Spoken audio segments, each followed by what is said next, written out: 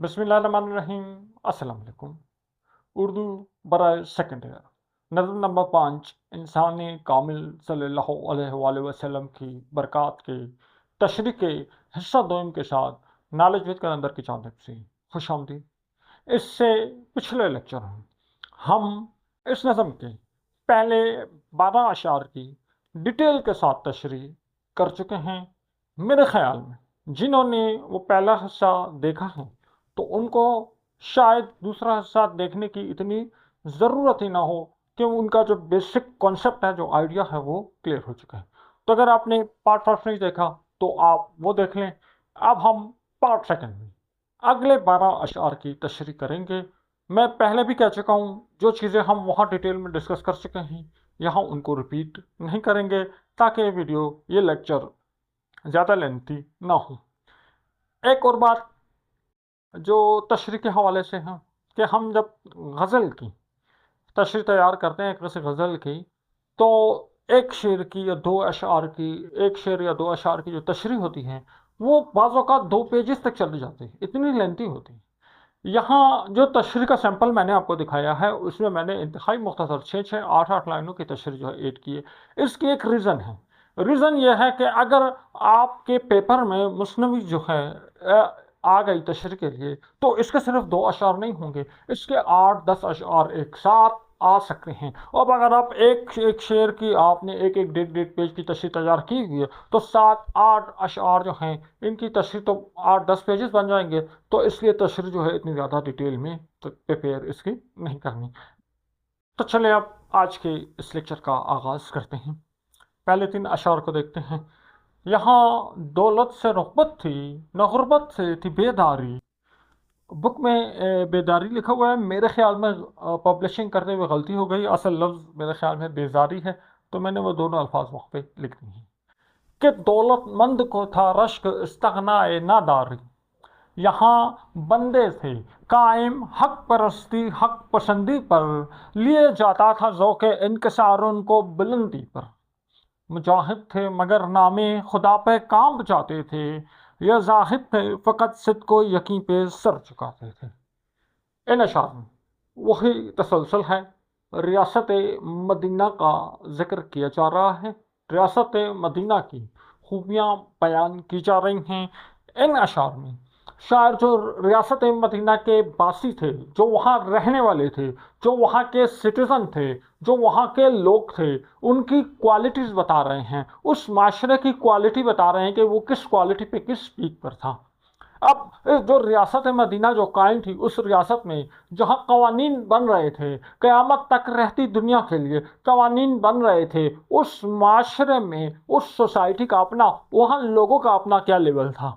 अब वहाँ जो लोग थे, यहाँ दौलत, मालदार से रुग़बत, रुग़बत मतलब चाहत होना, किसी चीज़ की लालच होना, किसी चीज़ की तरफ भागना, रुग़बत होना। कोई चीज़ मेरी फेवरेट है तो मैं कहूँगा वो मेरी रुग़बत है, ठीक है। अगर मुझे बिरयानी से रुग़बत है मिसाल के तौर पे, वैसे सही बात है, और मेरे सामने खाने जो हैं 4-5 किस्म के पड़े हों, और मैं सबसे पहले अपनी प्लेट में बिरयानी डालूंगा, तो उसको कहते हैं रुग़बत। तो दौलत से रुग़बत, अब हमारे माशरे में दौलत से रुग़बत है, हर बंदा दौलत के पीछे भाग रहा है, तो यहाँ दौलत से रुग़बत थी, दौलत से रुग़बत थी, ना तो दौलत से रुग़बत थी, ना गुर्बत से थी बेजारी। तो ना तो वहाँ के लोग जो हैं वो दौलत के भूखे थे, दौलत मालदार होने के पीछे भागते थे, और ना ही वो अपनी गुर्बत से जो है बेजार थे, ना ही वो अपनी गुर्बत से तंग थे। कि अब मज़ीद इस रियासत में मज़ीद यहाँ पे एक बात और भी है कि दौलतमंद जो मालदार लोग थे को था रश्क एक जज्बा होता है। देखो, एक जज्बा होता है हसद, ये हसद का ऑपोजिट है रश्क। रश्क कहते हैं किसी के पास कोई क्वालिटी, कोई खूबी देखकर ये तमन्ना करना, ये कोशिश करना कि काश ये क्वालिटी मुझ में भी आ जाए, इसको रश्क कहते हैं। ये हसद की एक किस्म है, लेकिन ये जायज़ है। हसद में क्या होता है, किसी के पास कोई क्वालिटी देख के जल जाना कि उसके पास ये है, मेरे पास ये नहीं है, जब मेरे पास ये नहीं है तो उसके पास क्यों है। ये बहुत नेगेटिव सोच है, ये बहुत घटिया सोच है, इसकी मजम्मत भी आई हुई है कि वमन शर्र हासिदिन इज़ा हसद। तो ये रश्क की बात है। रश्क में किसी की क्वालिटी देख के خواہش کرنا کہ کاش یہ کوالٹی مجھ میں بھی ہوتی، اس میں یہ کوالٹی نہیں ہے تو مجھ میں، اس میں یہ کوالٹی ہے مجھ میں یہ نہیں ہے، کاش مجھ میں بھی ہوتی، کاش میں اتنی محنت کروں گا کہ مجھ میں بھی یہ کوالٹی آ جائے گی۔ تو دولت مندوں کو رش تھا استغنا، استغنا کہتے ہیں بیزار ہونا، پرواہ نہ کرنا، استغنا ناداری، ناداری کہتے ہیں فقیری کو، کہ جو دولت مند ہیں یہ ایسی سوسائٹی تھی یہاں کسی کو دولت کی لالچ نہیں تھی، کوئی اپنی غربت سے، فاقہ کشی سے دو دو تین تین دن کے فاقے ہوتے تھے، کوئی اس چیز سے تنگ نہیں تھا۔ اب ایک ماحول کو، اس سوسائٹی کو دیکھ کے ایک اور بات یہ تھی کہ یہاں جو دولت مند، جو مالدار لوگ تھے وہ بھی یہ خواہش کرتے تھے کہ جو غربت سے جو بیزاری ہے یہ کوالٹی ہم میں بھی آ جائے۔ اب یہ کیوں تھا؟ یہ حضرت محمد مصطفیٰ صلی اللہ علیہ وآلہ وسلم کی تربیت اور ان کی تعلیمات کا اثر تھا، ان کی ذات مبارکہ کا اثر تھا، ان کی ذات مبارکہ کی برکات تھیں کہ وہاں ایک ایسا حال بن گیا، ایک ایسا ماحول بن گیا کہ کوئی بندہ اس معاشرے میں چلا گیا تو آقا کی برکت دیکھ کے، آقا کی ذات مبارکہ کی برکات دیکھ کے اب اس کے دل میں دولت کی محبت ہی ختم ہو گئی، اس کے دل میں جو ہے اپنی جو غربت، اپنی فاقہ کشی سے کوئی نفرت ہی جو ہے وہ بھی ختم ہو گئی، اس کو فاقہ کشی سے محبت ہو گئی۔ اور دولت مند لوگ جو ہیں ان کو رشک آ رہا تھا، وہ تمنا کر رہے تھے کہ کاش ہمارے اندر بھی ایسا جذبہ بیدار ہو جائے، ایسا جذبہ پیدا ہو جائے کہ ہم فقیری سے محبت کرنے لگے، فکر سے محبت کریں۔ اچھا، استغنا ناداری مطلب یہ ہو گیا، یا زیادہ کنفیوز نہیں ہو، استغنا کا مطلب ہے بے نیاز ہونا۔ میں مثال دیتا ہوں استغنا ناداری کا کہ میری جیب میں اس وقت 200 روپے، یہ مثال پیپر میں نہیں لکھنی، اپنا کنسیپٹ طے کرنا ہے کہ میری جیب میں اس وقت 200 روپے ہیں مثال کے طور پہ، اور آج 15-16 تاریخ ہے، میں ایک سیلریڈ پرسن ہوں اور میرے پاس صرف 200 روپے ہیں اور میں نے پورا مہینہ گزارنا ہے، ٹھیک ہے؟ تو میں تو بہت پریشان ہوں گا، میں تو بہت فکر میں ہوں گا، اب میرا پورا مہینہ کیسا گزرے گا، میں سارا ٹائم انہی سوچوں میں رہوں گا۔ لیکن اگر میں استغنا ناداری ہوں، میرے اندر ایسا جذبہ ہے تو میں پرواہ ہی نہیں کروں، میرے اندر جو ہے غربت سے کوئی بیزاری نہیں ہے، مجھے پرواہ ہی نہیں ہے، میرا رزق دینے والا میرا اللہ ہے، آج جس نے مجھے رزق دیا ہے کل میرے لیے کوئی اور سبب بنا دے گا اور میرے لیے جو ہے کوئی اور سے رزق جو ہے وہ مہیا کر دے گا۔ ایسے جذبے کو وہ استغنا ناداری کہتے ہیں۔ یہاں بندے تھے، اچھا اب یہاں اس شعر میں یہاں پہ دولت اور فقیری کو آپس میں کمپیئر کیا گیا ہے۔ یہاں بندے وہ لوگ جو اس معاشرے میں رہ رہے تھے قائم مطلب ڈٹے ہوئے، جمے ہوئے تھے، حق پرستی کہتے ہیں پرستش کرنے کو، یہاں حق پرستی کا مطلب ہم لیں گے، حق پرستی کا مطلب لیں گے فالو کرنا، حق کو فالو کرنے پہ، حق کی پیروی کرنے کے لیے یہاں بندے قائم تھے، ڈٹے ہوئے تھے، جمے ہوئے تھے حق کو فالو کرنے پہ، اور حق پسندی اور حق سے محبت کرنے پہ۔ حق کیا ہے؟ حق اسلام ہے، حق سچائی ہے، حق اصول ہے، حق سچی اور سچی باتیں ہیں۔ تو یہ جو سوسائٹی ہے، اس ریاست کے جو بندے تھے یہ مضبوطی سے ڈٹے ہوئے تھے، جمے ہوئے تھے، حق کے راستے پر جمے ہوئے تھے، اور ان کو حق سے محبت تھی، سچائی کے راستے پر جمے ہوئے تھے اور سچائی سے ان کو محبت تھی۔ لیے جاتا تھا، کسی کو لے کر جائے تو اسے کہتے ہیں لیے جاتا تھا۔ ذوق کہتے ہیں شوق کو، ذوق کہتے ہیں ہابی کو، ذوق کہتے ہیں کسی چیز کا شوق رکھنے کو۔ ذوق انکسار کہتے ہیں عاجزی اختیار کرنے کا شوق، یعنی میرا لیول جتنا بلند ہو رہا ہے، میرے اندر اتنی زیادہ عاجزی آتی جا رہی ہے، اس کو کہیں گے ذوق انکساری۔ حالانکہ دیکھو کسی بندے کا لیول تھوڑا سا زیادہ ہو جائے، اس کی ٹیون جو ہے وہی بدل جاتی ہے، ٹھیک ہے؟ تو یہاں ذوق انکساری جیسے جیسے ان کے لیول، ان کے مرتبے بلند ہوتے جا رہے تھے، ان کا جو عاجزی بڑھتی جا رہی تھی، اور یہ ذوق انکسار ان کو بلندی پر، ان کو مزید اوپر لے جا رہا تھا۔ تو وہ جتنی عاجزی اختیار کر رہے تھے، اللہ تعالیٰ کو ان کی عاجزی پسند آ رہی تھی، اور اللہ تعالیٰ ان کے روحانی رتبے، روحانی مرتبے جو ہیں وہ مزید بلند کر رہے تھے۔ اب یہاں پہ شاعر نے صنعت حسن تعلیل استعمال کی ہے کہ یہ کہا ہے کہ ذوق انکسار ان کو بلندی پر لے جا رہا تھا۔ مطلب یہ ہے کہ جتنا وہ عاجزی اختیار کر رہے تھے اتنے زیادہ ان کا رتبہ، ان کا مقام بلند ہو۔ وہ خود بلند نہیں جا رہے تھے، ان کا رتبہ، ان کا مقام جو ہے وہ بلند ہو رہا ہے۔ مجاہد تھے، مجاہد جہاد کرنے والے، فائٹر، جنگ کرنے والے۔ مجاہد کیا ہوتا ہے؟ اس کو تو کوئی خوف نہیں ہوتا، کوئی ڈر نہیں ہوتا۔ وہ تو جب میدان جنگ میں جاتا ہے تو اس کو یہ کنفرم ہی نہیں ہوتا کہ وہ واپس زندہ واپس لوٹے گا یا نہیں لوٹے گا، اس کو تو کوئی گارنٹی نہیں ہوتی۔ تو وہ مجاہد تھے، اتنے بہادر تھے، مجاہد تھے، مگر نام خدا، اللہ کا نام سن کے پر کام مطلب کام جاتے تھے۔ کامنا مطلب جب سردی کا موسم ہو، سردی کا، اور میں نے صرف ایک قمیص پہنی ہو تو میں جو ہوں اس طرح شرنکیج جو ہوتی ہے اس کو کامنا کہتے ہیں۔ لیکن بعض اوقات کوئی خوف کا مرحلہ آ جائے، کوئی خوف ہو، مجھے کوئی خوف ہو یا کوئی ڈر ہو یا کوئی حادثہ ہو، کوئی مشکل ہو، تو ایسے وقت میں بھی میں جو ہوں میرے ہاتھ پاؤں کانپنے لگتے ہیں۔ اس کو کانپنا، خوف ڈر کی کیفیت ہوتی ہے، اس کو کانپنا کہتے ہیں۔ تو یہ تو مجاہد تھے، یہ مجاہد اتنے بہادر تھے، یہ ہتھیاروں کے بغیر میدان جنگ میں چلے جاتے تھے، لیکن جب اللہ کا نام آتا تھا تو یہ لرز جاتے تھے، اللہ کے خوف سے کانپ جاتے تھے، اللہ کے خوف سے ڈرتے تھے۔ کوئی گناہ کرتے ہوئے، کوئی غلط کام کرتے ہوئے، کوئی برائی کرتے ہوئے یہ احساس میرے دل میں آ جائے کہ میرا اللہ مجھے دیکھ رہا ہے، اور میں فوراً اس برائی کو، اس دھوکے کو فوراً ترک کر دوں، تو اس کو کہتے ہیں اللہ کے نام پہ کام جانا۔ تو وہ مجاہد تھے، لیکن جیسے ہی ان کو اللہ کا خیال آتا تھا تو وہ خوف سے کانپنے لگتے تھے، یعنی بہت زیادہ اللہ کا خوف دل میں رکھنا۔ تو کام جانا بطور استعارہ استعمال کیا گیا ہے، حقیقت میں اس کا مطلب ہے کہ ان کے دل میں اللہ تعالیٰ کا بہت زیادہ خوف تھا۔ زاہد، زاہد کہتے ہیں عبادت کرنے والے کو، فقط، فقط مطلب اونلی، اونلی، یہ عبادت کرنے والے تھے، اونلی، صدق، صدق کہتے ہیں سچائی کو، یقین، یقین کہتے ہیں بلیو رکھنا، کسی کو ماننا، صدق کو، یقین پہ سر جھکاتے ہیں، سر جھکاتے ہیں یعنی آ کے سجدہ کرتے تھے، آ کے اس کو فالو کرتے تھے، آ کے اس کی تعلیمات جو ہیں وہ مانتے تھے۔ کہ یہ لوگ جو مجاہد تھے، اللہ کے نام پہ کانپنے والے تھے، اللہ سے ڈرتے تھے، کیونکہ یہ اللہ کے عبادت گزار بندے تھے جو صبح شام اللہ کی عبادت کرتے تھے، اور یہ صرف سچائی پہ اور اللہ پہ یقین رکھنے پہ یہ یہاں آ کے اپنے سر جھکاتے تھے، یعنی یہ اللہ کے سامنے سر پہ سجود ہوتے تھے۔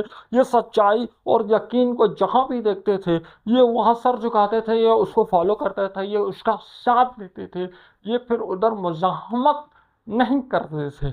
تو یہاں یہ ادھر یہ مطلب ہو گیا۔ اب اگر ہم یہ جو 3 اشعار ہو گئے، تشریح بہت آسان ہے، میں نے ورڈ ٹو ورڈ ایکسپلین کر دیا۔ پوائنٹس ریممبر رکھیں کہ ریاست مدینہ کو کس چیز سے رغبت نہیں تھی اور کس چیز سے وہ بیزار نہیں تھے۔ تو ان کو دولت سے رغبت نہیں تھی اور وہ غربت سے بیزار نہیں تھے۔ دولت سے رغبت نہ ہونے سے کیا مراد ہے؟ دولت سے رغبت نہ ہونے سے مراد ان کو دولت حاصل کرنے کی، مالدار ہونے کی کوئی خواہش نہیں تھی۔ کہ دولت مند کو، اچھا، استغنائے ناداری سے کیا مراد ہے؟ استغنائے ناداری سے مراد ہے اپنی غربت، اپنی فقیری میں بے نیاز ہو جانا، پرواہ نہ کرنا۔ اچھا، حق پرستی اور حق پسندی پر قائم ہونے کا کیا مطلب ہے؟ اس کا مطلب ہے حق کے راستے پر، سچائی کے راستے پر ڈٹ جانا، اس پر قائم رہنا، چاہے جتنی مصیبتیں آئیں، جتنی پریشانیاں آئیں، آپ نے پرواہ نہیں کرنی ہے۔ کربلا کے میدان میں حسین ابن علی علیہ السلام کی طرح یزید کے سامنے ڈٹ جانا ہے، بے شک سر کٹ جائے لیکن اپنا سر جھکانا نہیں ہے۔ اس کو کہتے ہیں حق پرستی اور حق پسندی پہ قائم ہونا۔ یہ ذوق انکسار کا کیا مراد ہے؟ ذوق انکسار سے مراد ہے کہ عاجزی پسند ہونا، اور بلندی پر جانے سے مراد رتبے بلند ہو جانا۔ نام خدا پہ کام جانے سے کیا مراد ہے؟ اس سے مراد اللہ تعالیٰ کا خوف ہونا ہے۔ اور یہ پوائنٹس جو تھے یہ آپ اپنے ذہن میں ریممبر رکھیں۔ ان 3 اشعار کی لکھی ہوئی تشریح آپ کو دکھاتے ہیں، پھر اگلے اشعار کی طرف جاتے ہیں۔ یہاں دولت سے رغبت تھی نہ غربت سے تھی بیداری، کہ دولت مند کو تھا رشک استغناء ناداری۔ رغبت مطلب چاہت، بیداری احساس بے چینی، استغنا بے نیازی، استغناء ناداری فقیری میں بے نیازی، رشک حسد کے بغیر کسی خوبی کی تمنا کرنا۔ اس شعر میں حفیظ جلندری ریاست مدینہ کے شہریوں کے بلند اخلاق اور ان کے روحانی کیفیت اور ان کے کردار کی پختگی کو بیان کرتے ہیں کہ حضور صلی اللہ علیہ وآلہ وسلم کی صحبت نے انسانوں کے اندر سے حرص و طمع ختم کر کے انہیں کس طرح خدا ترس بنا دیا۔ شاعر ریاست مدینہ کے لوگوں کی بے نیازی اور قناعت کا تذکرہ کرتے ہیں کہ وہاں نہ لوگوں کو دولت کی لالچ تھی اور نہ ہی غربت کا احساس انہیں بے چین کرتا تھا۔ ان کی یہ توجہ دنیاوی مال پر نہیں بلکہ روحانی اقدار پر تھی، یہاں تک کہ دولت مند لوگ غریبوں کی اس بے نیازی اور صبر کو دیکھ کر ان پر رشک کرتے تھے۔ یہ ایک ایسا معاشرہ تھا جہاں دولت معیار فضیلت نہیں تھی، جہاں عزت مال و دولت میں نہیں بلکہ قناعت اور خودداری میں تھی۔ یہاں بندے تھے قائم حق پرستی، حق پسندی پر لیے جاتا تھا ذوق انکسار ان کو بلندی پر۔ حق پرستی، سچائی کی پیروی کرنا، ذوق انکسار، عاجزی کا شوق، منکسر المزاجی۔ اس شعر میں حفیظ جلندری ریاست مدینہ کے شہریوں کے بلند اخلاق، ان کی روحانی کیفیات اور ان کے کردار کی پختگی کو بیان کر رہے ہیں۔ شاعر کے مطابق وہ لوگ سچائی اور انصاف پر قائم تھے اور ہمیشہ حق کا ساتھ دیتے تھے۔ ان کی زندگی میں غرور اور تکبر کا نام و نشان نہ تھا۔ ان کے اندر عاجزی اور انکساری کا جذبہ تھا جو انہیں روحانی اور اخلاقی بلندیوں تک لے جاتا تھا۔ وہ جتنا عاجزی اختیار کرتے تھے اللہ تعالیٰ انہیں اتنا ہی بلند مرتبہ عطا فرماتا تھا، اور اللہ نے ان کی اس عاجزی کی وجہ سے انہیں دنیا میں بہت بلند مقام عطا کیا۔ مجاہد تھے مگر نام خدا پر کانپ جاتے تھے، یہ زاہد تھے فقر صدق و یقین پہ سر جھکاتے تھے۔ مجاہد جہاد کرنے والا، زاہد عبادت گزار، صدق سچائی، یقین پختہ ایمان۔ اس شعر میں مجاہدین اسلام کی دوہری صفت بیان کی گئی ہے کہ وہ میدان جنگ میں تو بہادر تھے، لیکن جب اللہ کا نام لیا جاتا تو ان کے دل لرز اٹھتے تھے، یعنی ان میں بہادری کے ساتھ عاجزی اور تقویٰ بھی موجود تھا۔ یہ وہ لوگ تھے جو میدان میں شیر تھے اور مسلح پر زاہد و عابد۔ ان کا سجدہ ان کسی دکھاوے کے لیے نہیں بلکہ سچائی اور پختہ ایمان کے ساتھ اللہ کے حضور ہوتا تھا۔ ان کی بہادری میں بھی خشیت الہی شامل تھی۔ حوالہ شعر ہو حلقہ یاراں تو برے شم کی طرح نرم، رزم حق باطل ہو تو فولاد ہے مومن۔ اب ہم اگلے اشعار کی طرف جاتے ہیں۔ اس سے پہلے ایک چھوٹی سی وضاحت، میری اکثر ویڈیو کے شروع میں جو واٹس ایپ نمبر دیا گیا ہوتا ہے یہ آن لائن کلاسز کے لیے دیا گیا ہے۔ آپ اردو کی یا کیمسٹری کی آن لائن کلاسز جو ہے اس پر رابطہ کر کے لے سکتے ہیں۔ اگر آپ کو کچھ مسئلہ ہے، کچھ ڈسکشن کرنی ہے، کچھ پرابلم ہے تو آپ آن لائن سیشن بک کر کے اپنا مسئلہ وہاں سے حل کروا سکتے ہیں۔ تو ڈیٹیل کے لیے اسی نمبر پہ آپ رابطہ کر سکتے ہیں۔ یہ سرفراز سجدہ ریز تھے درگاہ باری پر، یہ دست و پاہت خلق اللہ کی خدمت گزاری پر۔ یہاں محنت کو اپنے حق سے ہوتی تھی نہ محرومی، نہ دیتے تھے یہاں دیکھا خراج عجز محکومی۔ زکوٰۃ و صدقہ و خیرات پاکیزہ کمائی کے، یہاں سامان بنتے تھے غلاموں کی رہائی کے۔ یہ سرفراز کامیاب پہنچے ہوئے اہم لوگ، جیتے ہوئے لوگ، ٹھیک ہے، ایک عزت والے بلند مرتبے والے لوگ، تو ہم کہیں گے سرفراز، کامیاب لوگ، سرفراز۔ اب اس شعر میں وہی ریاست مدینہ کے جو شہری ہیں جو وہاں رہ رہے ہیں ان کی تعریف بیان ہو رہی ہے۔ یہ سرفراز لوگ ہیں، کامیاب لوگ ہیں۔ بہت معذرت چاہتا ہوں، یہ لفظ سجدہ ریز تھا، وہ لکھتے ہوئے غلطی سے سجدہ ریز ہو گیا۔ سجدہ ریز، سجدہ ریز سجدے میں پڑے ہوئے تھے، سجدے میں جھکے ہوئے تھے، سجدے میں جھکے ہوئے تھے۔ کہاں پہ؟ درگاہ۔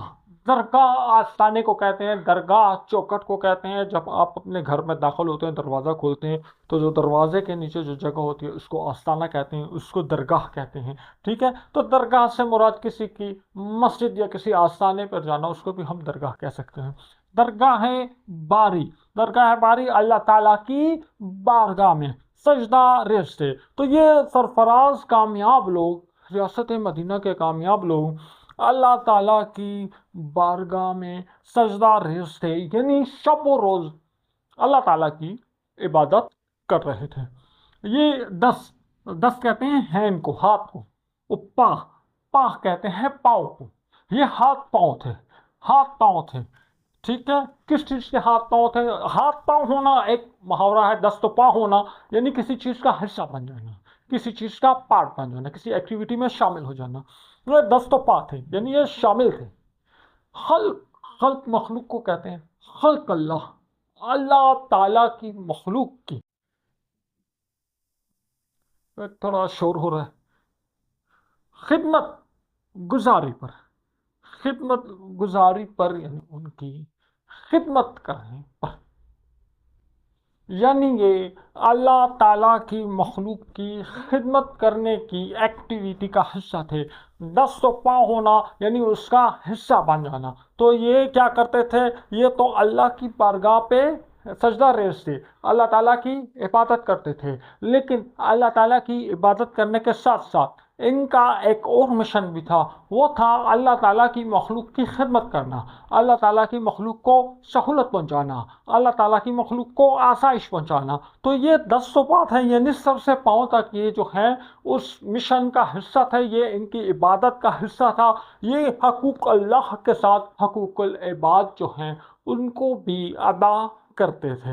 تو یہاں ان مجاہدین کی اور ریاست مدینہ میں رہنے والوں کی، سرکار رسالت مآب حضرت محمد مصطفیٰ صلی اللہ علیہ وآلہ وسلم کے جانثار ساتھیوں کی توصیف و تعریف بیان کی جا رہی ہے کہ یہ اللہ تعالیٰ کی مخلوق کی خدمت گزاری میں انہوں نے اپنے آپ کو وقف کیا ہوا تھا۔ اب یہاں شاعر نے مجاز مرسل کا استعمال کیا ہے کہ کل کے لیے جز کا ذکر کیا، تو ہم کہیں گے یہاں شاعر نے مجاز مرسل کا استعمال کیا ہے۔ تو یہ شعر بہت آسان ہے کہ وہ کیا کرتے تھے؟ اللہ کی عبادت کرتے تھے اور اللہ کی عبادت کے ساتھ اس کی مخلوق کی خدمت بھی کرتے تھے۔ اب اس شعر کے بعد اگلے جو اشعار ہیں، ان اگلے اشعار میں ریاست، اس اشعار اور اس سے اگلے اشعار بھی ریاست مدینہ کے معاشی نظام، ان کے جو فائنینشیل سسٹم ہے اس پر بات کی گئی ہے۔ دیکھو اس سے پہلے عربوں کا جو فائنینشیل سسٹم تھا، وہاں پہ غلاموں والا قانون تھا، وہاں پہ تو مالدار مالدار ہوتا رہتا تھا، غریب غریب سے غریب تر ہوتا رہتا تھا، سود کا وہاں پہ سسٹم تھا۔ تو آپ لوگوں کو ہسٹری پڑھی اور تھوڑا آئیڈیا ہوگا، ظلم جو ہے غریب پسے ہوئے طبقے پہ ظلم ہوتا رہتا تھا۔ اب جب وہ ریاست مدینہ میں آئے تو وہاں کیا ہوتا تھا؟ یہاں محنت ہارڈ ورکنگ کرنا، محنت مطلب آپ کسی کھیت میں چلے جاتے ہیں، آپ کسی باغ میں چلے جاتے ہیں، میں مثال دے رہا ہوں، کسی کھیت میں چلے جاتے ہیں اور آپ وہاں ہل چلاتے ہیں، تو آپ نے محنت کی۔ اب آپ نے محنت کی تو اس کا کچھ صلہ بنتا ہے، کچھ اس کا معاوضہ بنتا ہے، ٹھیک ہے؟ تو یہاں محنت کو اپنے حق سے مطلب وہ معاوضہ جو آپ نے باغ میں محنت کی، جو آپ نے کھیت میں ہل چلایا ہے، تو اس سے جو آپ کا معاوضہ، جو آپ کی جو پیمنٹ جو بنتی ہے، وہ آپ کا حق ہے، ٹھیک ہے؟ حق سے ہوتی تھی نہ محرومی، یعنی کوئی چیز آپ کو ملنے والی ہے، وہ آپ کا ملنا ہے، وہ آپ کو نہ دی جائے، وہ اس کا مطلب ہے آپ کو آپ کے حق سے محروم کر دیا۔ تو اب یہاں بات میں اب آگے اپنی بات کو سمجھاتا ہوں۔ تو یہاں محنت کو اپنے حق سے ہوتی تھی نہ محرومی، تو یہ ریاست مدینہ کا فائنینشیل سسٹم تھا، معاشی نظام تھا۔ یہاں اگر آپ محنت کریں گے تو آپ کا جو معاوضہ، جو آپ کے جو پیمنٹ، جو آپ کا حق بنتا ہے، وہ آپ کو ہر حال میں جو ہے وہ ملے گا۔ نہ دیتے تھے، نہیں دیتے تھے۔ یہاں دہقان کسان کو کہتے ہیں، دکان کھیتوں میں کام کرنے والے کو کہتے ہیں خراج کہتے ہیں ٹیکس کو، خراج ٹیکس کو۔ عاجزی کو کہتے ہیں، بے بس ہونے کو کہتے ہیں۔ عجز محکومی یعنی غلام ہونے کو کہتے ہیں۔ تو عجز محکومی کا مطلب ہے کہ غلامی کی بے بسی، غلام ہونے کی وجہ سے وہ کچھ بھی نہیں کرتا، اسے عجز محکومی کہتے ہیں۔ تو خراج عجز محکومی یعنی غلام ہونے کی وجہ سے اس سے جو ٹیکس لیا جا رہا ہے وہ بدلے میں کچھ بھی نہیں کر سکتا، اسے کہیں گے خراج عجز محکومی۔ اب شاعر نے اس خراج عجز محکومی کو یہاں پہ استعارہ کے طور پر استعمال کیا کہ معاشرے میں جو ظلم ہو رہا ہے اس کو خراج عجز محکومی کہا۔ دہقان سے مطلب ہے وہاں کے غریب پسے ہوئے لوگ، ٹھیک ہے؟ تو دہقان خراج عجز محکومی یعنی یہاں غلاموں پہ، غریب اور پسے ہوئے طبقے پہ کوئی ظلم نہیں ہوتا تھا۔ تو وہ بات جو ہے یہاں ہو گئی۔ خراج عجز محکومی کو یہ مثال لے لو کہ میرا بجلی کا بل آتا ہے، تو اس بجلی کے بل پہ ایک میٹر رینٹ لکھا ہوا ہوتا ہے، میٹر کا کرایہ۔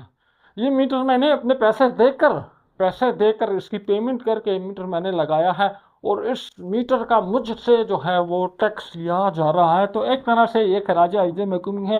یہ بات کبھی بھی پیپر میں مت لکھ دینا، تو آپ خود بھی گالیاں کھاؤ گے، مجھے بھی گالیاں کھلاؤ گے۔ یہ صرف یہ بات آپ کو سمجھانے کے لیے جو ہے بات میں کہتا ہوں۔ بعض باتیں میں آؤٹ آف کیمرہ بات ہوتی ہے، وہ جو صرف میری اور آپ کی آپس کی بات ہوتی ہے، اس کو صرف سمجھنا، کانسیپٹ کلیئر کرنا ہوتا ہے، اس کو پیپر میں جا کے نہیں اتارنا ہوتا۔ تو شاعر کہہ رہے ہیں یہ ریاست مدینہ ہے، یہ ریاست مدینہ ہے، یہاں جو بندہ محنت کرے گا اس کو اس کا حق ملے گا۔ اس سے پہلے کیا ہوتا تھا، ابھی کیا ہوتا ہے، جو بندہ محنت کرتا ہے اس کا جو جائز حق ہے وہ اس کو نہیں دیا جاتا، ٹھیک ہے۔ تو یہاں کوئی اپنے حق سے محروم نہیں ہوتا تھا، یہاں جو کسان ہے اس سے کوئی ظالمانہ ٹیکس وصول نہیں کیا جاتا تھا، یعنی یہاں کسان سے مراد جو قریب پسے ہوئے لوگ ہیں ان پہ کوئی ظلم نہیں کیا جاتا تھا، کوئی ایکسٹرا ظلم نہیں کیا جاتا تھا، اس کا حق نہیں چھینا جاتا تھا۔ زکوٰۃ، صدقہ، خیرات، ٹھیک ہے۔ اب یہ مالی عبادتیں ہیں، ان میں تھوڑا بہت فرق ہے، وہ یہاں مینشن کرنا ضروری نہیں ہے۔ زکوٰۃ وہ ہوتا ہے جو آپ کے مال پہ لازمی آپ نے جو ہے وہ ایک حصہ 2.5 وہ آپ نے دینا ہوتا ہے۔ صدقہ وہ رقم ہوتی ہے جو آپ نے لازمی نہیں دینی ہوتی، لیکن آپ کسی مشکل میں ہوتے ہیں، آپ کسی مصیبت میں ہوتے ہیں، تو آپ اس مشکل مصیبت کو دور کرنے کے لیے اللہ تعالیٰ کے ساتھ تجارت کرتے ہیں، کچھ رقم ہے وہ غریبوں ناداروں مسکینوں پہ خرچ کرتے ہیں، اس کو صدقات کہا جاتے ہیں۔ خیرات وہ ہوتا ہے جو آپ ویسے ہی اللہ کی رضا کے لیے، اللہ کو خوش کرنے کے لیے کچھ رقم جو ہے خرچ کرتے ہیں، اس کو خیرات کرنا کہا جاتا ہے۔ تو وہ یہاں مینشن کرنا ضروری نہیں ہے۔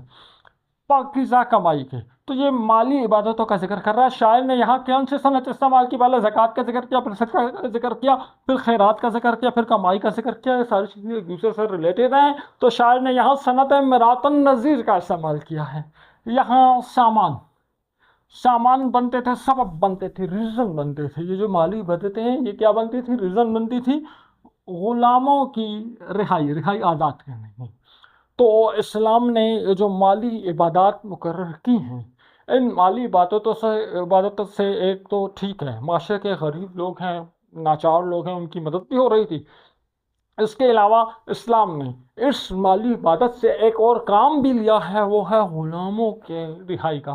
غلامی کا جو نظام ہے اس کو جڑ سے اکھاڑنے کے لیے، اس کو ختم کرنے کے لیے اسلام نے بہت سے گناہوں کا یہ کفارہ مقرر کیا ہے کہ آپ ایک غلام آزاد کریں۔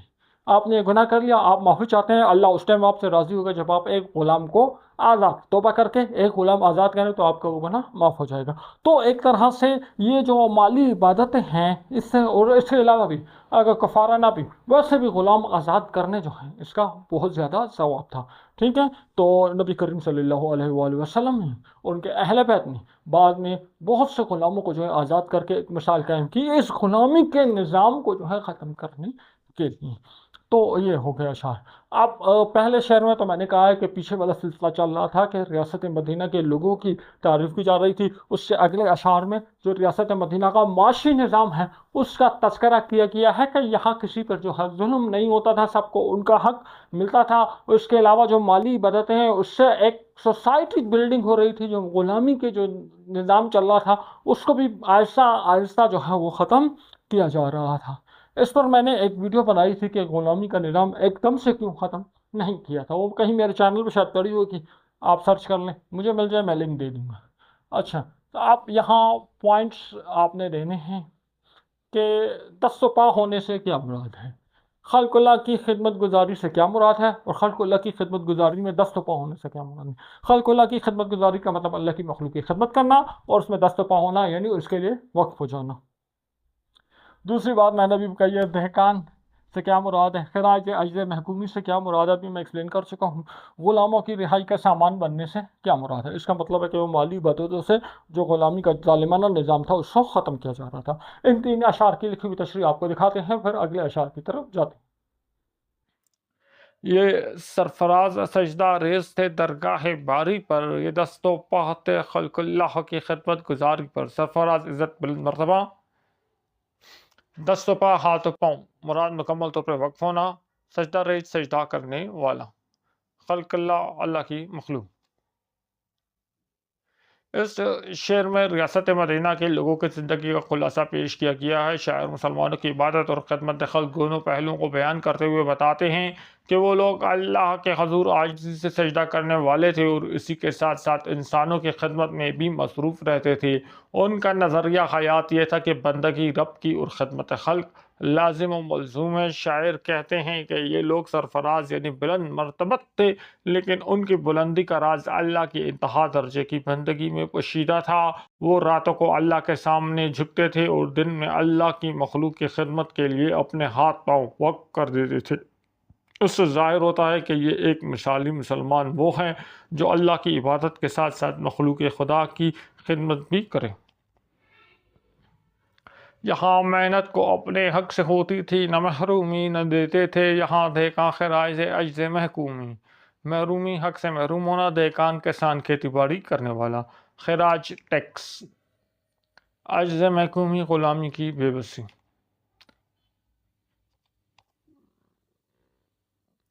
اس شعر میں شاعر ریاست مدینہ کے معاشی انصاف کا تذکرہ کرتے ہوئے کہتے ہیں کہ مدینہ کی ریاست میں محنت کش کا استحصال ممکن نہ تھا۔ مدینہ کی ریاست میں کسی محنت کش کا حق نہیں مارا جاتا تھا۔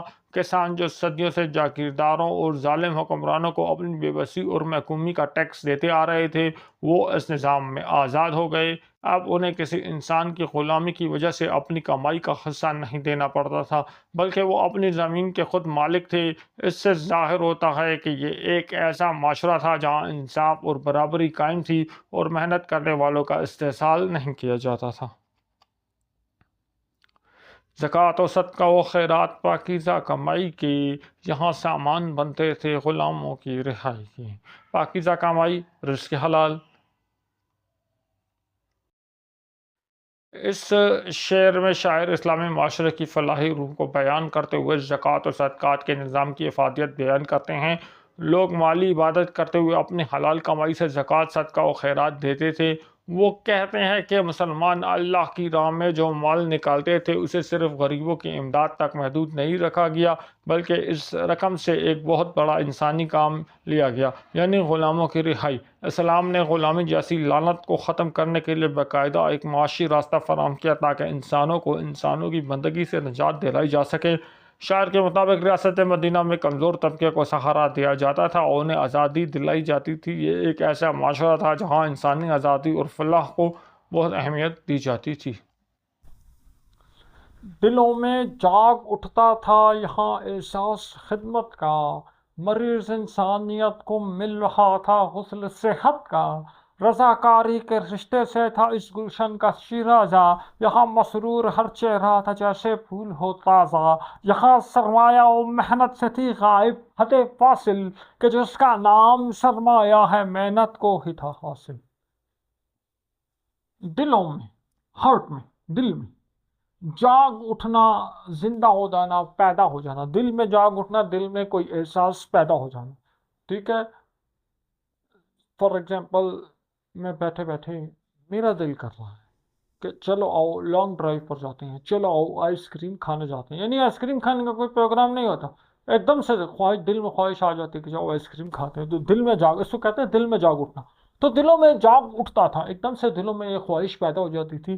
یہاں احساس پیدا ہو جاتا تھا کس چیز کا؟ خدمت کا۔ کہ ایک دم سے دل میں ایسا احساس پیدا ہو جاتا تھا کہ اٹھو اور اللہ کی مخلوق کی خدمت کروں، اللہ کی مخلوق کو آسانی پہنچاؤں۔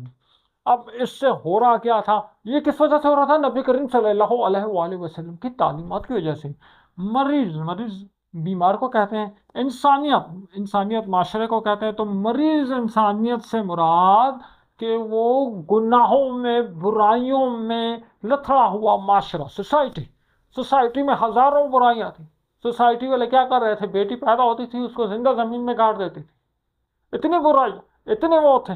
تو اس مریض انسانیت کو مل رہا تھا، اس گھٹیا سوسائٹی کو، اس برائیوں سے بھری ہوئی سوسائٹی کو مل رہا تھا۔ غسل کہتے ہیں بات، صحت کا، صحت مطلب ہیلتھ، تندرست ہونا، دیکھو غسل صحت یہ ہوتا ہے، دیکھو غسل صحت تو یہ ہوتا ہے کہ جب ایک شخص بیمار ہوتا ہے، وہ بیمار ہونے کے بعد شفا یاب ہو جاتا ہے، شفا یاب ہونے کے بعد وہ ایک غسل کرتا ہے، یہ اعلان ہوتا ہے کہ اس کی بیماری ختم ہو گئی۔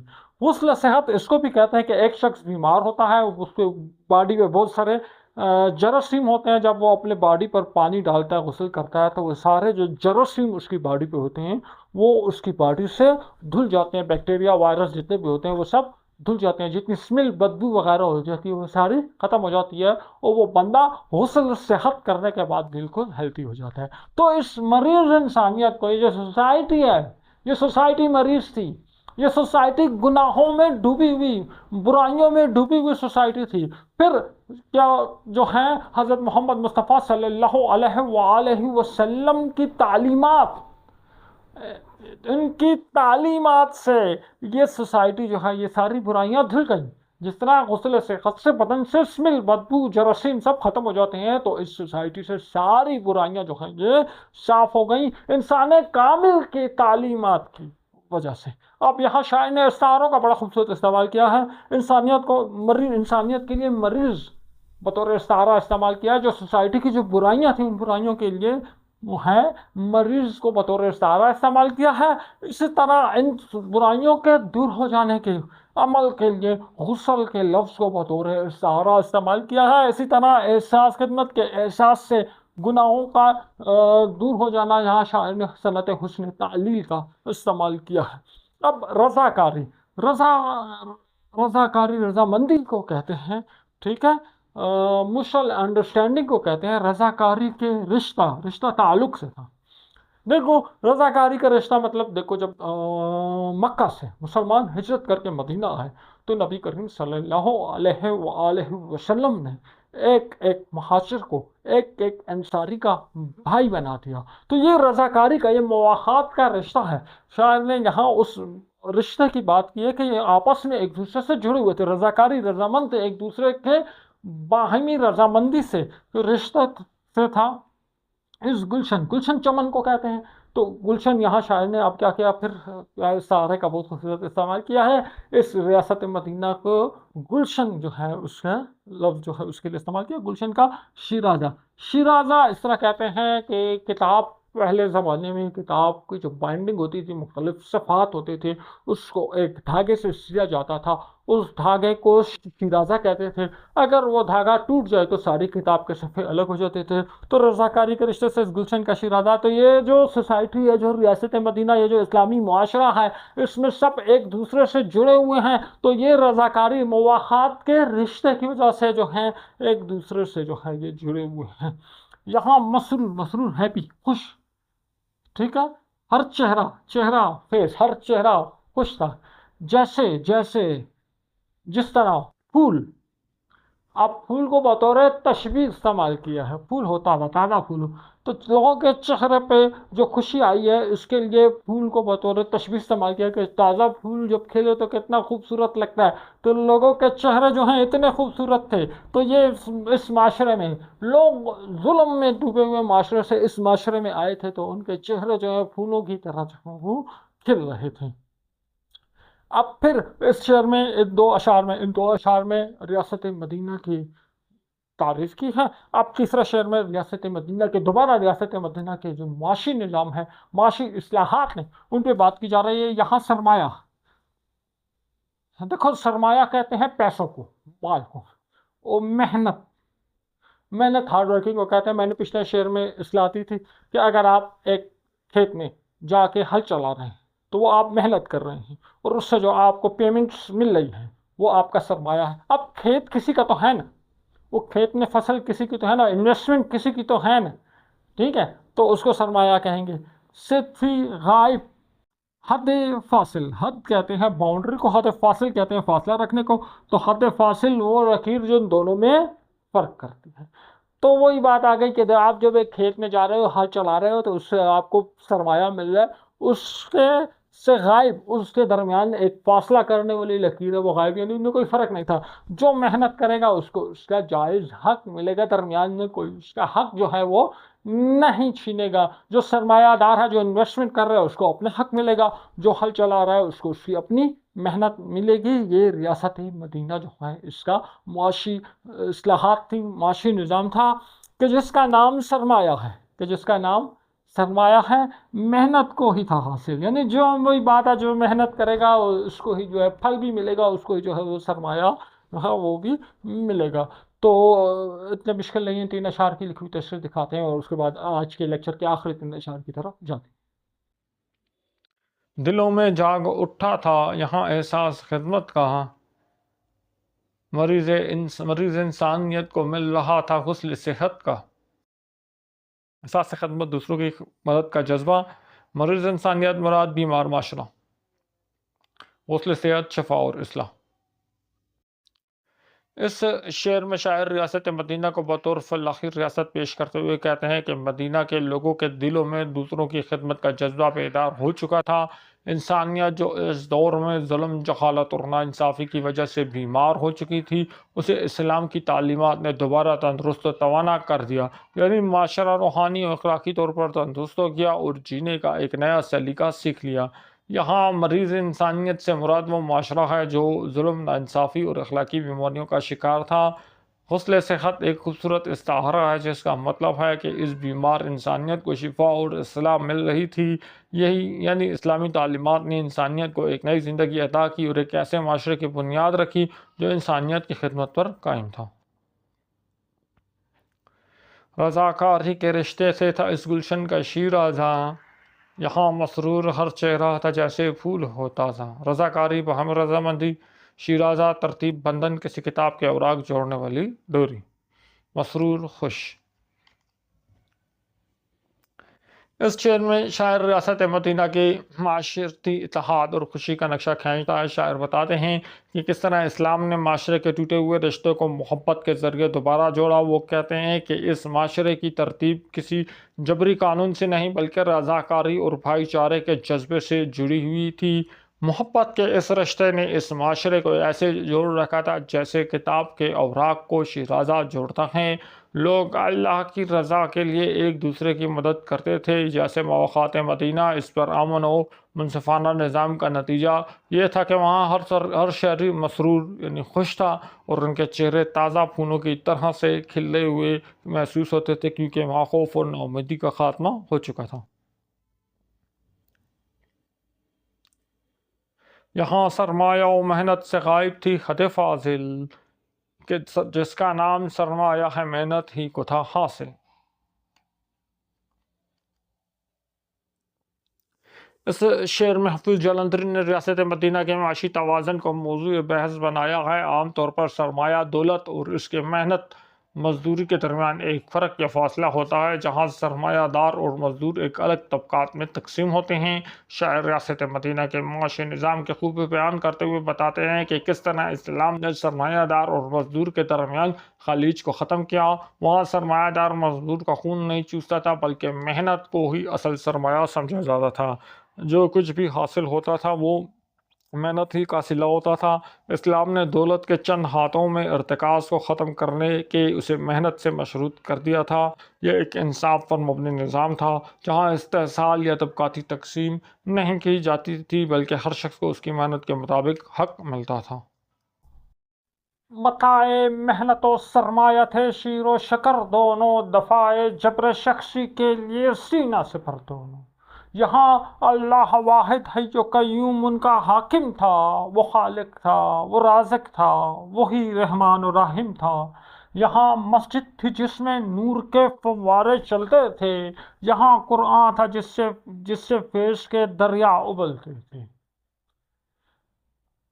اب اس شعر میں تو وہی پچھلے شعر کا تسلسل ہے کہ ریاست مدینہ کی معاشی اصلاحات کا تذکرہ کیا جا رہا ہے۔ متا کہتے ہیں دولت کو، ٹھیک ہے، محنت کی دولت، اور سرمایہ کی دولت۔ اب محنت سے مطلب محنت کرنے والا مزدور، اور سرمایہ سے مطلب انویسٹر، ٹھیک ہے، محنت کی جو متاع ہے وہ اس کی محنت ہے، کھیت میں جا کے اس کا ہل چلانا اس کی محنت، اور جو سرمایہ دار ہے اس کی متاع جو ہے اس کی انویسٹمنٹ ہے، ٹھیک ہے۔ تو یہاں ہم کہہ سکتے ہیں کہ بات کی جا رہی ہے آجر اور اجیر، کام کرنے والے کام کروانے والے کی تھے، متاع محنت و سرمایہ تھے، یعنی یہاں آجر اور اجیر تھے، شیر و شکر، شیر و شکر، شیر دودھ کو کہتے ہیں، شکر چینی کو، شوگر کو کہتے ہیں، دونوں، یعنی جس طرح دودھ میں شکر ملا دی جائے، مکس کر دی جائے تو وہ آپس میں اس طرح مکس ہو جاتے ہیں، تو یہی آجر اور اجیر کے تعلقات یہاں اس طرح تھے، بھائیوں والے جو ہیں ان کے درمیان تعلقات تھے، یعنی ان کے مفادات جو ہیں ایک دوسرے سے اس طرح جو ہوئے تھے۔ آج کل کیا ہوتا ہے کہ جو سرمایہ دار ہے وہ غریب کا خون نچوڑ لیتا ہے، یہاں ریاست مدینہ میں ایسا کوئی کام نہیں ہو رہا ہے۔ دفاع کہتے ہیں ڈیفنس کو۔ معذرت چاہتے ہیں، لائٹ چلی گئی، پاکستان کے حالات آپ کو پتہ ہیں انرجی کرائسس کے۔ اچھا، تو یہاں ہے دفاع، دفاع کہتے ہیں ڈیفنس کرنے کو، ٹھیک ہے۔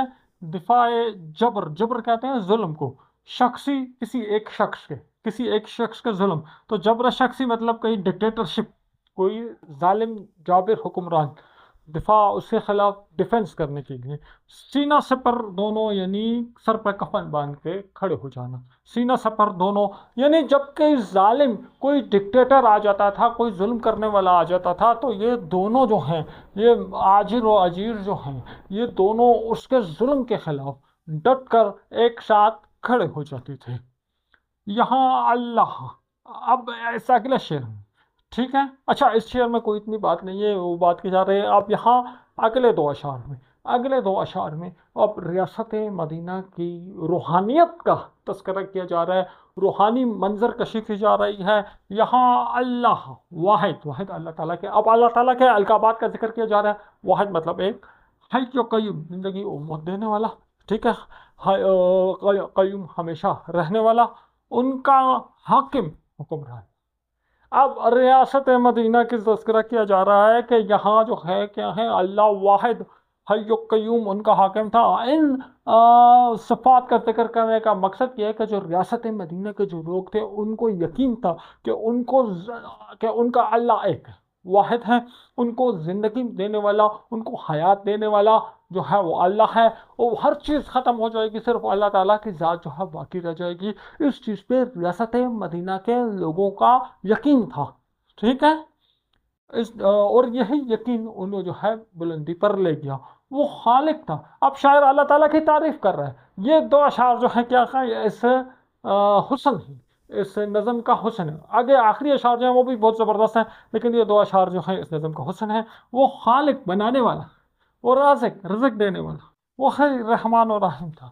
تو یعنی یہاں ریاست مدینہ کے لوگوں کے اللہ پہ جو ہے کیا ہے، یقین، اللہ پہ توکل کا ذکر کیا جا رہا ہے کہ ان کو یقین تھا کہ جو ہے ان کا خالق جو ہے وہی اللہ تعالیٰ ہے، ان کو رزق دینے والا جو ہے وہی اللہ تعالیٰ ہے، اور ان پر جو رحمتیں اور کرم کرنے والا جو ہے وہی اللہ تعالیٰ کی ذات ہے۔ یہ ریاست مدینہ کے لوگوں کے ایمان، ان کا عقیدہ بیان کیا جا رہا ہے، اور اس ایمان اور عقیدے نے ریاست مدینہ کے لوگوں کو جو ہے وہ بلندی پر لے گئے تھے، ان کے رتبے اتنے بلند ہو گئے تھے۔ اب یہاں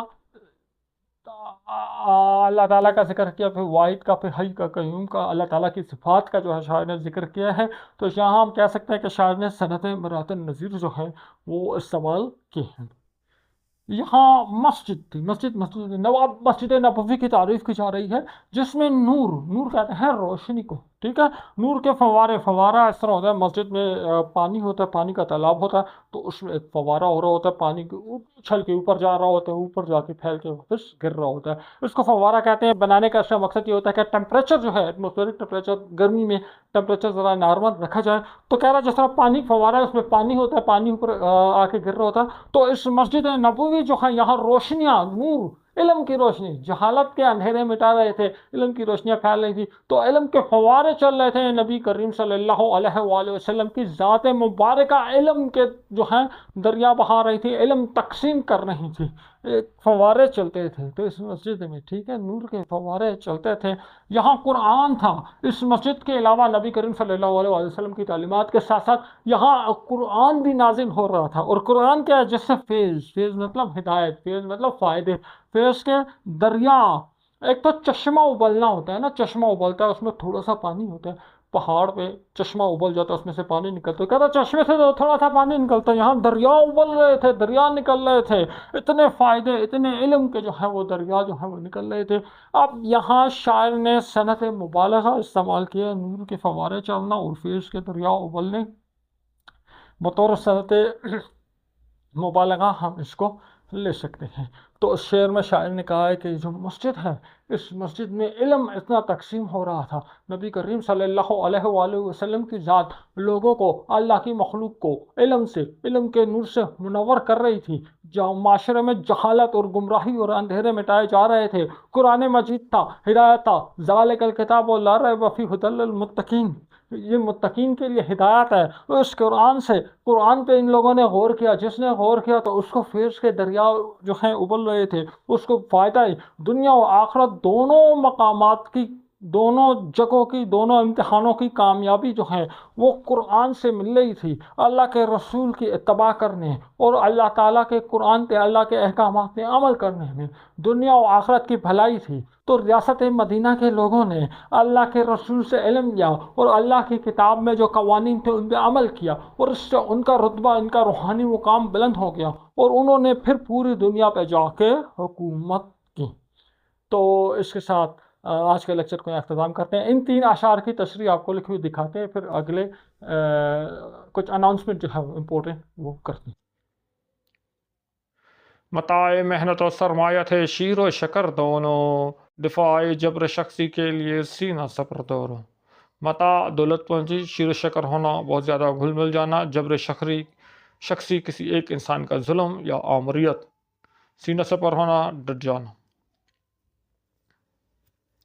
اس شعر میں شاعر ریاست مدینہ کے معاشی نظام پر مزید روشنی ڈالتے ہوئے کہتے ہیں کہ یہاں محنت اور سرمایہ کے درمیان کوئی طبقاتی جنگ نہ تھی، بلکہ یہ دونوں آپس میں گھل مل گئے تھے۔ یہاں ہر فرد کی محنت اور خدمت کی قدر کی جاتی تھی، چھوٹے سے چھوٹا کام بھی اہم سمجھا جاتا تھا اور سب کو اپنی محنت کا حق ملتا تھا۔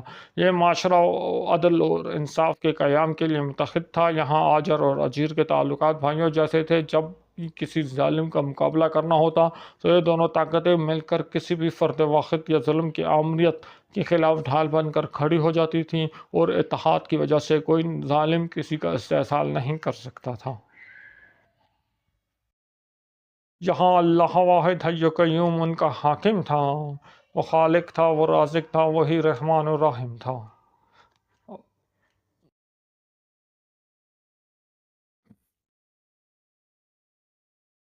اس شعر میں حفیظ جلندری نے ریاست مدینہ کی نظریاتی اساس یعنی توحید کو موضوع بحث بنایا ہے۔ وہ بتاتے ہیں کہ کس طرح اسلام نے ایسے معاشرے کی بنیاد رکھی جہاں حاکم اعلیٰ صرف اللہ کی ذات تھی۔ شاعر ریاست مدینہ کی نظریاتی بنیاد یعنی حاکمیت الہی کا ذکر کرتے ہوئے کہتے ہیں کہ اس ریاست کا اصل حاکم اللہ تعالیٰ ہیں۔ شاعر نے اللہ تعالیٰ کی صفات خالق، رازق، رحمان، رحیم کا تذکرہ کر کے کلام میں تقدس پیدا کیا ہے۔ شاعر اللہ کے صفات کا ذکر کرتے ہوئے کہتے ہیں کہ اس ریاست مدینہ کا حاکم وہ اللہ تعالیٰ ہے جو اپنی ذات میں یکتا ہے، جو ہمیشہ زندہ رہنے والا ہے اور سب کو قائم رکھنے والا ہے۔ تمام لوگ اس کے سامنے جواب دہ تھے، وہ اس یقین کے ساتھ زندگی بسر کرتے تھے کہ وہی خالق ہے، وہی رزق دینے والا ہے اور وہی رحمان اور رحیم ہے۔ جب حاکمیت الہی کا تصور پختہ ہو جائے تو پھر انسانوں کے غلامی کا خوف ختم ہو جاتا ہے۔ شاعر نے اللہ تعالیٰ کو رحمان اور رحیم کے صفاتی ناموں سے پکارا ہے۔ اس سے مراد کہ اللہ تعالیٰ کی بے پناہ رحمت اور مہربانی ہے، یعنی اس شہر پر مسلسل اللہ کی رحمت برس رہی تھی اور اس معاشرے کی بنیاد اللہ کی حاکمیت اور اس کی صفات پر تھی۔ لوگ صرف اس کی مرضی کے مطابق زندگی گزارتے تھے اور یہی اس معاشرے کی کامیابی کا راز تھا۔ یہاں مسجد تھی جس میں نور کے فوارے چلتے تھے، یہاں قرآن تھا جس سے فیض کے دریا ابلتے تھے۔ فیض فائدہ، نور روشنی، فوارہ چشمہ، فیض برکت، فائدہ۔ اس شعر میں شاعر ریاست مدینہ کی روحانی فضاؤں کو بیان کرتے ہوئے مرکز ہدایت یعنی مسجد اور قرآن کا تذکرہ کرتے ہیں۔ شاعر کے بقول مدینہ کی مسجد محض ایک عبادت گاہ نہیں بلکہ ایک ایسی درسگاہ تھی جہاں سے علم و ہدایت کے چشمے پھوٹتے تھے۔ وہاں عبادت، ذکر، تعلیم کے ذریعے روحانی روشنی پھیلتی تھی۔ وہاں قرآن پاک کی تلاوت اور اس کی تعلیمات پر عمل ہوتا تھا، جس سے فیض کے دریا بہہ رہے تھے۔ قرآن جس سے علم، ہدایت اور برکت مسلسل جاری رہتی تھی، اس نے انسانوں کی زندگی بدل دی اور انہیں اندھیروں سے نکال کر روشنی کی طرف لے آیا۔ قرآن پاک کے تلاوت اور اس پر عمل کرنے سے لوگوں کی زندگیاں بدل رہی تھی اور ہر طرف بھلائی کے دریا بہہ رہے تھے۔ اس سے ظاہر ہوتا ہے کہ اس معاشرے کی اصل طاقت اس کی روحانیت اور دینی تعلیمات ہیں۔ اچھا، کچھ پوائنٹس ٹو بی ریممبر آپ لوگوں نے رکھنے ہیں کہ محنت اور سرمایہ کے شیر و شکر ہونے سے کیا مراد ہے، یعنی ان کا آپس میں ان کے مفادات ایک دوسرے سے مل جانا۔ دفاع جبر شخصی سے کیا مراد ہے، اس سے مراد ڈکٹیٹرشپ ہے، کسی ایک پرسن کی ڈکٹیٹرشپ، ظلم کا نظام ہم کہہ سکتے ہیں۔ سیدھا سپر ہونا، مقابلے کے لیے ڈٹ جانا۔